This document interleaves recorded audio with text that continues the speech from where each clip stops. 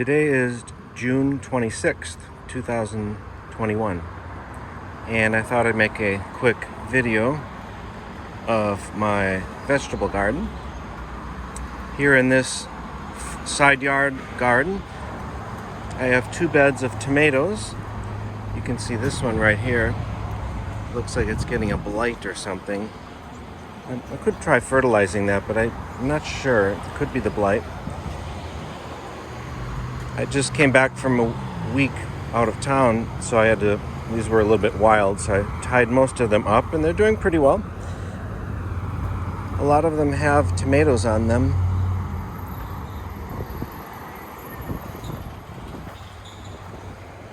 In this bed I have garlic, which is getting ready to be harvested.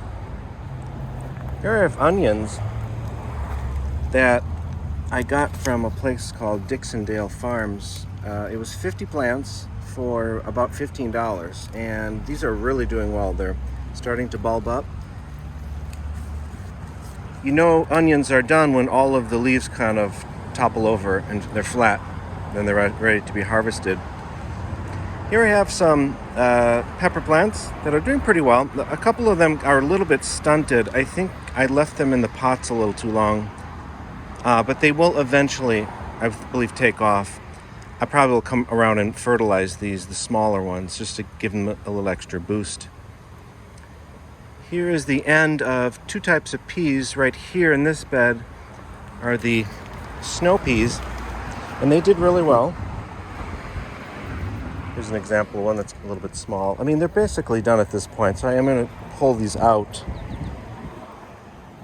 and put in some extra tomato plants I had. Over here, these were the sugar snap peas, and they also produce quite a bit, and they are still producing. But again, I need to get these out. They're basically done at this point. And I'm also going to put a couple of tomato plants, 2 or 3 over here. Or the other option is I might put some cucumbers.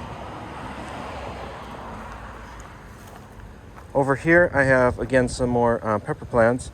Some are doing well, and then these I planted later, and they just really sat in these pots for quite a while, and you can see they're kind of yellowing.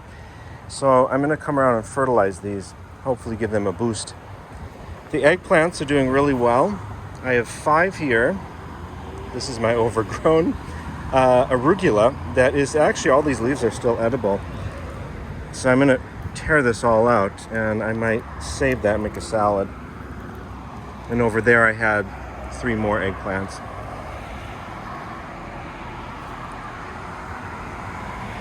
Here were my strawberries that produce pretty well.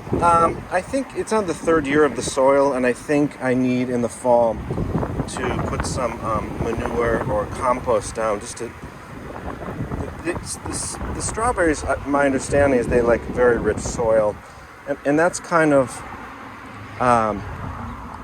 explained by how the asparagus did this year. It did not do that well. In fact, it's looking really weird. Almost looks like a pine tree or a spruce tree. I've never seen it like this before. I think the soil is getting a little bit worn out, and also they need a lot of water, so you have to keep up with your watering. Here I have butternut squash, which is starting to grow up the trellis and sort of training it up. You can just kind of go like this, and that'll make it keep growing up the trellis. Here I have about half a bed of garlic. All of this garlic, every clove that I planted was from garlic that I harvested last year.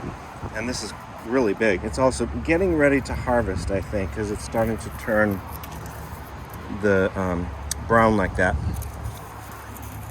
Might pull out 1 or 2 and see how they're doing. I have more of those onions in here, again doing well. They're bulbing.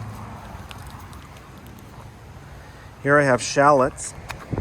I planted the 1 bulb in the fall, and they're actually really big.